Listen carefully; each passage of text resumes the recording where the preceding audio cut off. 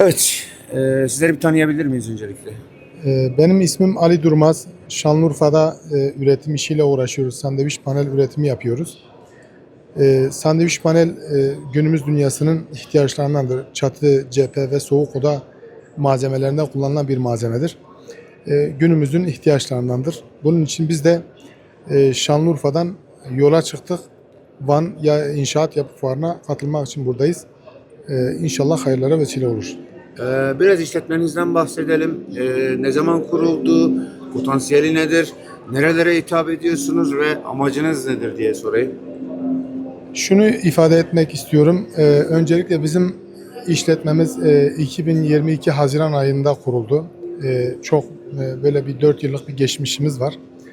Fakat bizim ürettiğimiz ürünler, verdiğimiz piyasa, bölge ve Türkiye ve dünyanın çoğu ülkesine biz inşallah ihracat yapıyoruz.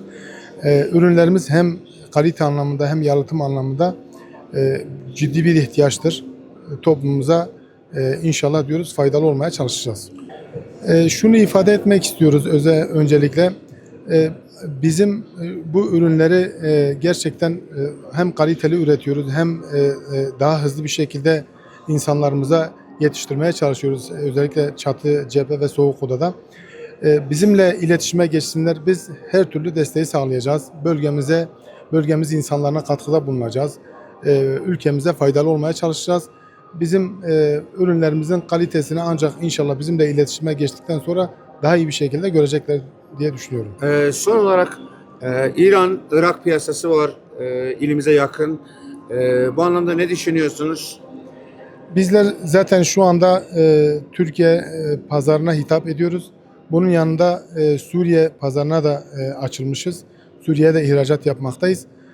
Allah'ın izniyle diyoruz ki hem Irak hem İran ve hem komşu ülkelere ihracat inşallah yapacağız.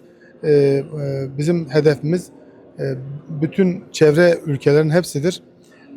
İnşallah biz diyoruz ki bunu başaracağız. Biz Şanlıurfa Organize Sanayi Bölgesi'nde üretim yapmaktayız. Bizim kapasitemiz yaklaşık günlük 10.000 metrekaredir. Kurulduğumuz fabrika 15.000 metrekare alan üzerine kuruludur. Makinamız ithal Kore olup çok güzel malzemeler üretmektedir. İnşallah biz diyoruz eğer bizimle iletişime geçerlerse bizim bölgedeki insanlarımız hem bizim makinenin kalitesi hem ürünümüzün kalitesini göreceklerdir. Bu anlamda inşallah güzel işler birlikte başaracağız.